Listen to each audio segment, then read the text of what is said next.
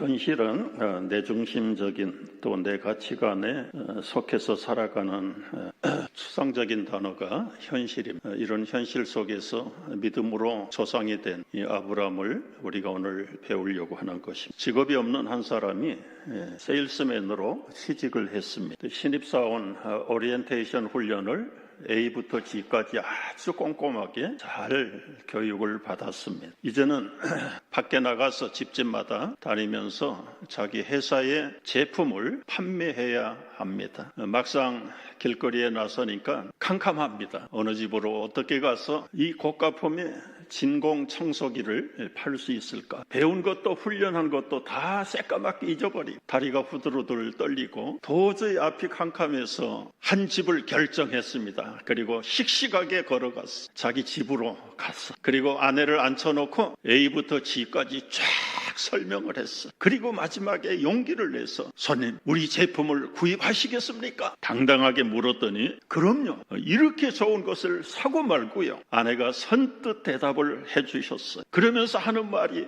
내가 믿지 않으면 누가 믿겠어요? 이 말에 그 남편이 아주 자신감을 얻고 당당하게 그 회사의 세일스맨의 베스트 원이 됐다는 이야기가 있습니다. 여러분, 믿어준다는 것은 큰 능력을, 축복을 가져다 주는 것입니다. 성경은 우리에게 이렇게 권합니다. 믿음이 없이는 하나님을 기쁘시게 못하는, 하나님께 나아가는 자는 반드시 하나님이 계신 것과 자기를 찾는 자들에게 상 주시는 이심을 믿어야 할지니라. 하나님은 초월성을 우리에게, 하나님의 무한한 능력을 믿어야 합니다. 하나님의 변함없는 그 사랑을 믿어야 합니다. 하나님 어제나 오늘이나 영원히 동일하신 분이십니다. 믿으십니까? 아이가 태어나면 어른이 될 때까지 성장의 단계가 있습니다. 유아기가 있고 소년기가 있고 청년기가 있고 그리고 장년이 되고 나중에는 노인이 되어지는 것이, 성숙한 노인이 되어지는. 아브라함이 하나님도 모르던 사람, 이방 땅에서 우상을 섬기던 그때에 하나님 나타나셨어요. 그런 생고구마 같은 아브라함을 불러서 모든 민족이 아브라함을 통해서 복을 받는 복의 근원이 되도록 하나님께서 불러서 단계적으로 훈련을 시키시는 내용이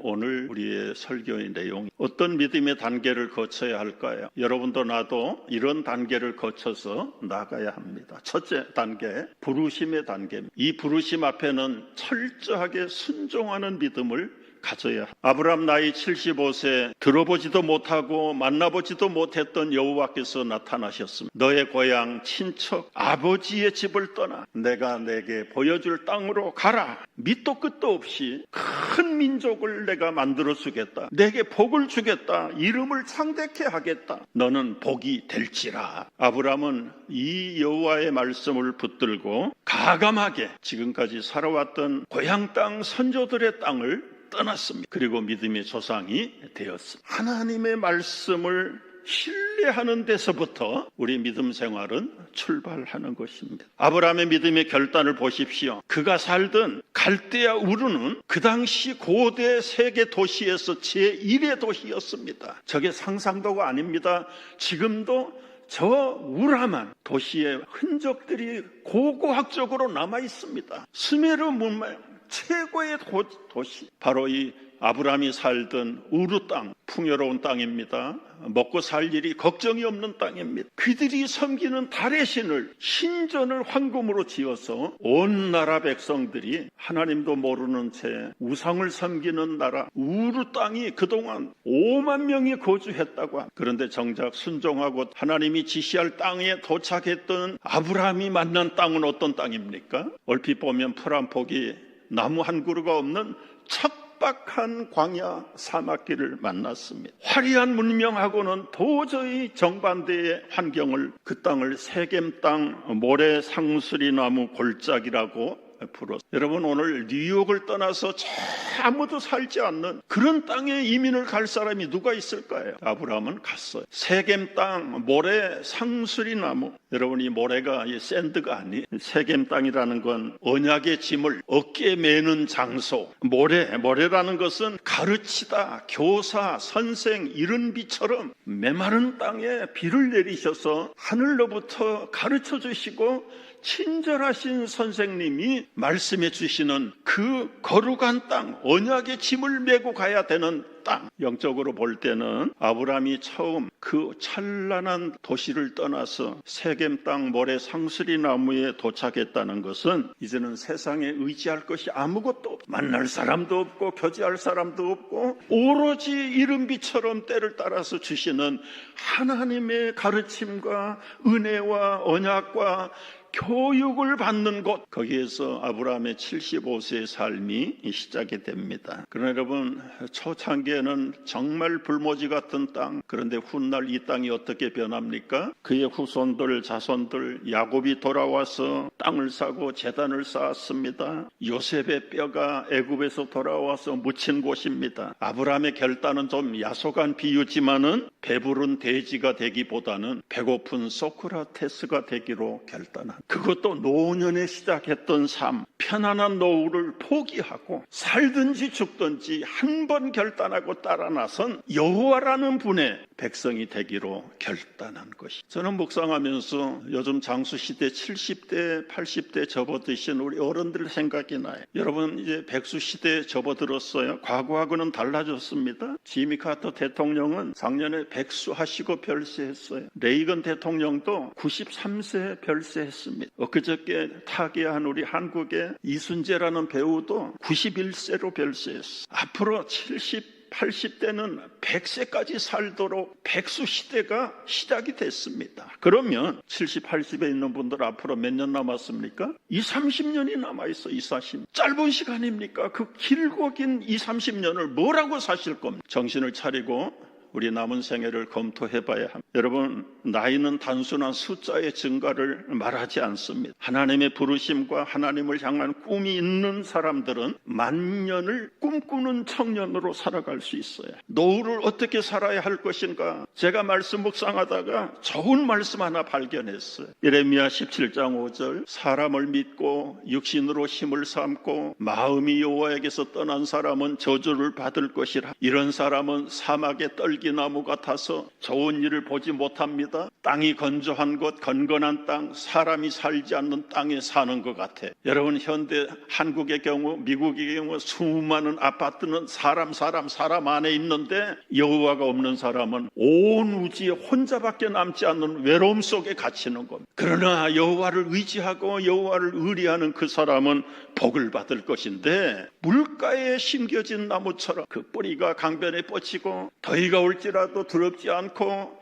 가무는 해도 걱정이 없고 결실이 그치지 아니함 같으리라. 이런 삶을 사시는 우리 노년 교우들 되시기를 축복합니다. 75세 고향을 떠난 아브라함, 세겜 땅 모래 상수리 나무, 외롭고 고독한 그 땅에서도요 175세를 살다가 가신, 75세 떠났던 그가 100년을 누리면서 믿음의 조상으로 세계 만민의 믿음의 선구자로 하나님 앞에 당당하게 섰습니다. 여러분, 처음부터 믿음의 조상이 된 게 아니지 않습니까? 아브라함이 살아가면서 거쳤던 수많은 훈련과 시험을 여러분 기억하십니까? 처음에 엎드려 하나님 앞에 제단을 쌓고 믿음으로 살겠다고 결단을 하면서도 그는 흉년을 만났습니다. 기근을 만났습니다. 굶어 죽지 않으려고 아내를 데리고 애굽 땅으로 내려갔다가 바로 왕에게 아내를 빼앗겼습니다. 인간적인 수단과 방법으로 그 현실의 어려움을 이기려고 미리 약속했잖아요. 그 당시에는 여러분, 외간 여자들, 예쁜 여자들이 있으면 힘센 사람들이 그 남편이면 남편, 가족들 물리치고 뺏어갑니다.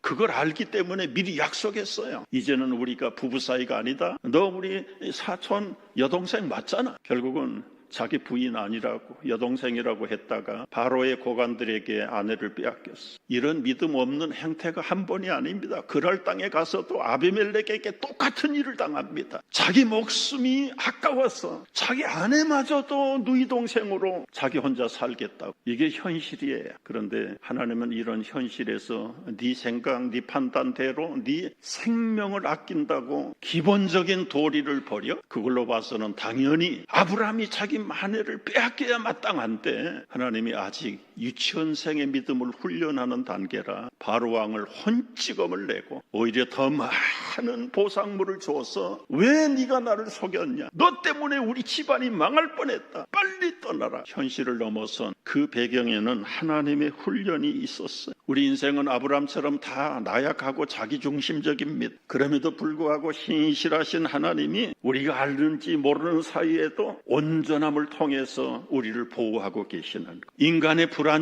불완전함에도 불구하고 하나님의 언약은 결코 흔들리지 않습니다. 믿음의 여정은 완벽한 출발이 아니에요. 실패와 회복을 여러 번 반복하고 경험하면서 내 가치가, 내 판단이, 내 생각이 틀렸다는 것을 포기할 때까지 그 시험과 연단은 계속되는 것입니다. 여러분이 바로왕에게, 아비멜렉에게 시험의 훈련을 받은 아브라함 부부들이었지만 아직도 미숙해요. 여러분, 세 번째 받은 훈련이 무엇입니까? 75살 때 아들 주겠다고 하나님이 갈대아 우리에서 약속했어요. 그런데 지금 10년이 지났습니다. 가나안 땅에 와서 10년을 사는데도 하나님이 환상 중에 나타나셔서 말씀하세요. 아브라함아, 두려워하지 마라. 너는 내 방패요, 너의 지극히 큰 상급이니라. 하나님, 내 몸에서 지금 자식이 없는 우리는 무자식 상팔자 아들 주신다고 해놓고 아무런 기별도 없으시니 이제는 85세가 됐어요. 젊어서부터 내 몸종으로 일하던 엘리에셀을 나의 상속자로 삼아야 되겠습니다. 하나님이 아브라함을 밖으로 불러내서 저 하늘의 별을 봐라. 내 몸에서 나올 자손들이 저 별보다 더 많을 것이다. 언약을 또 맺습니다. 85세가 됐는데 언약을 맺었는데 99세가 되도록 아무런 징조가 나타나지 않습니다. 그 와중에 이 부부들이 인간적인 방법과 수단을 썼어요. 여보, 당신이나 나나 이제는 완전히 다 생리가 끝나고 꼬부랑탱이 할아버지가 됐는데 무슨 자식을 낳겠어? 어떻게 낳는단 말이요? 하갈을 통해서 당신 아들이나 하나 낳으시오. 그래서 하갈을. 그런데도 하나님 그냥 개의치 않고 놔두는 거예요. 사라는 경수가 끝나고 생식이 끝난 사람, 이제 90이 가까운 할머니, 도저히 이건 가능한 일이 아니에요. 그래서 자기의 모든 질투, 시기 다 포기하고 작은 처가 낳은 하갈의 아들 이스마엘을 그냥 사랑해, 인정해줘요. 아브라함은 그래도 자기 씨라고 얼마나 귀여웠겠습니까? 금이야 옥이야 하나님이 주신다는 아들 대신에 이스마엘이 나의 상속자다. 좋은 것 먹이고 좋은 것 입히고 최고의 아들 대우를 했어요. 13살이 됐을 때 하나님이 보내신 천사들이 나타났습니다. 그리고는 거기서 또 말씀하세요. 내년 이맘때는 너희가 아들을 낳을 것이다. 아브라함이 하도 기가 막혀서 엎드려서 웃었다고 그랬어. 웃었다. 그런데 그 약속대로 아브라함 100세, 사라가 90세에 아들을 낳았습니다. 이삭을 낳았습니다. 포기할 때까지 기다렸던, 드디어 25년 만에 하나님이 약속하신 후계자 이삭을, 이제 그때부터 젖을 먹여서 기르는데 젖을 뗄 때에 큰 잔치를, 여러분 고대 시대에는 5살, 6살까지 젖을 먹였어요. 이삭이 뛰어댕기는 그 시절에 한쪽을 보니까 이스마엘이 13살, 이복 동생 이삭을 한쪽에서 놀리고 조롱을 하는 것을 그 생모인 사레가 볼 때 눈에서 불이 번쩍거리. 이삭이 나타나기 전에는 이스마엘이 자기 아들인 것처럼 살았지만은 이제는 자기 아들을 낳고 보니까 이건 눈의 가시예요. 눈의 가시. 누가 괴롭겠습니까? 늙은 남편 아브라함만 괴롭히는. 여보 저거 좀 치워버리세요. 아브라함은 자기 씨예요. 너무 괴로워서 내보낼 수가 없는, 하나님한테 기도합니다. 하나님 어떻게 해야 될까요? 그때 하나님이 대답은 네 아내 사라가 시키는 대로 해. 그 집의 진정한 평화를 위해서 아브라함은 이스마엘과 하갈에게 먹을 것 입을 것 그리고 얼마의 재산을 줘서 멀리 추방을 시킵니다. 여러분 여기서 한번 생각하고 넘어갈 게 뭐냐면, 하나님의 뜻이 나타나지 않을 때 우리 인간의 생각대로 행하면 결과가 어떻게 되는가? 여러분 결과는 비참한 현실입니다. 한 집안에 한 주인이 둘이고 상속자가 둘일 때 그 아브라함 집에 평안이 있었겠습니까? 결국은 하나를 치워야 돼. 지나놓고 보니까 이것이 끝까지 하나님의 약속을 기다리게 하는 현실을 뛰어넘는 인내의 훈련이다. 인내. 아브라함이 잘해서 통과된 건 아니지만은 이스마엘을 추방하고 이삭을 적자 생존으로 이어가면서 일단락 되는 줄 알았어. 근데 마지막 세 번째 시험이 왔어. 여러분, 이제 이삭이 무럭무럭 자랍니다. 그 늙은 아버지 어머니 아브라함과 사라는 얼마나 미래가 든든했을까요? 30년을 기다리는 그 기쁨의 보람이 눈앞에 나타났어. 근데 하나님이 그 기쁨, 그 행복한 순간을 보지 못하고 마지막 시험을, 아브라함아, 네가 사랑하는 독자 이삭을 데리고 모리아 땅으로 가서 번제로 드려. 청천백력이 떨어져 간담이 녹아내렸을 겁니다. 눈앞이 캄캄해졌어요.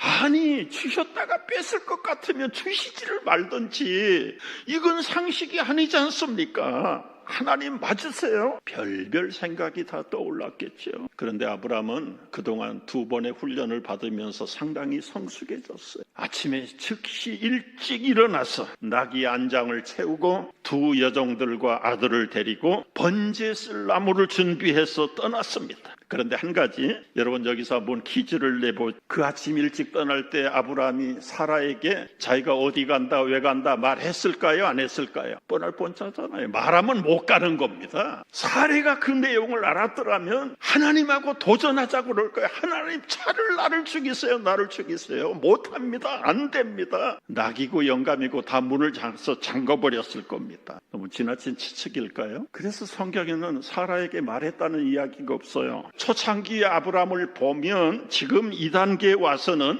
상당히 믿음이 성장한 거예요. 그런데 하루 길도 아니고 3일 길을 걸어가야 됩니다. 명령했으면 빨리 처단했으면 좋을 텐데 왜 3일 길을 걸어야 됩니까? 의심과 확신과 의심과 확신과 계속해서 하나님과 아브라함 사이에 퀴에니가 왔다 갔다 합니다. 아니, 하나님이 진정한 경건하신 하나님 맞으신가요? 저 하나님 모르는 우상을 섬기고 귀신을 섬기는 저 사람들은 자기 아들들을 불에 태우는 건 맞지만 하나님이 그런 잡종의 여호와 하나님이십니까? 아니지 않습니까? 그래도 하나님이 하라고 하시는데 어떡하? 여러분, 그 아브라함의 그 간장이 녹아내리는 3일 길의 그 고통 한번 생각을, 이제라도 돌아갈까? 이제라도 곁길로 가버릴까? 그런데 아브라함은 끝까지 모리아 땅에 가서 번제단을 쌓습니다. 나무가지를 차곡차곡 올려놓고 그 위에 아들을 포박해서 올려놨습니다. 여러분, 성경학자들은 그때 이삭의 나이가 37살이라고. 아브라함 나이가 몇 살입니까? 137살. 자기 몸도 가누지 못할 아마 노약한 할아버지. 그럼에도 불구하고 그 번제단 장작더미 위에 포박한 아들을 올려놓고 칼을 뽑아서 내리칩니다. 그때 천사가 그의 손을, 아브라함아, 예, 내가 여기 있습니다. 그 아이에게 손을 대지 말라. 그에게 아무 일도 하지 말라. 네가 아끼는 독자까지도 아끼지 아니하였으니 이제 네가 하나님을 참으로 경외하는 줄을 아노라.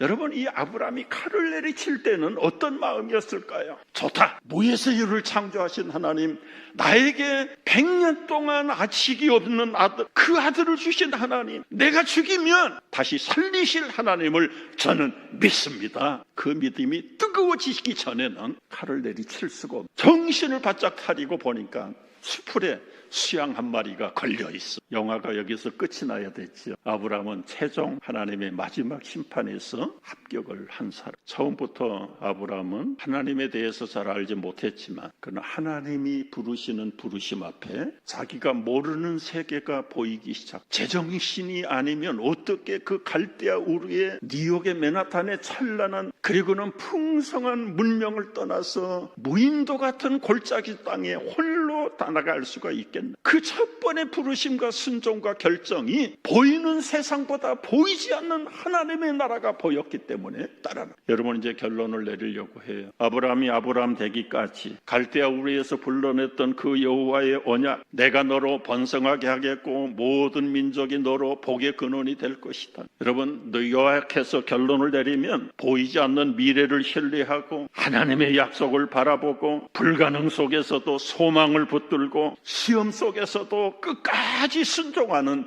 이 아브라함이 결국은 복의 근원이 되고 믿음의 조상이 된 것입니다. 우리가 이 말씀을 묵상하고 나도 아브라함을 쫓아간 하나님에게 인정받는 믿음의 조상으로 우뚝우뚝 서는 날까지 우리의 믿음의 전진이 중단 없기를 주의 이름으로 축복합니다. 기도합니다.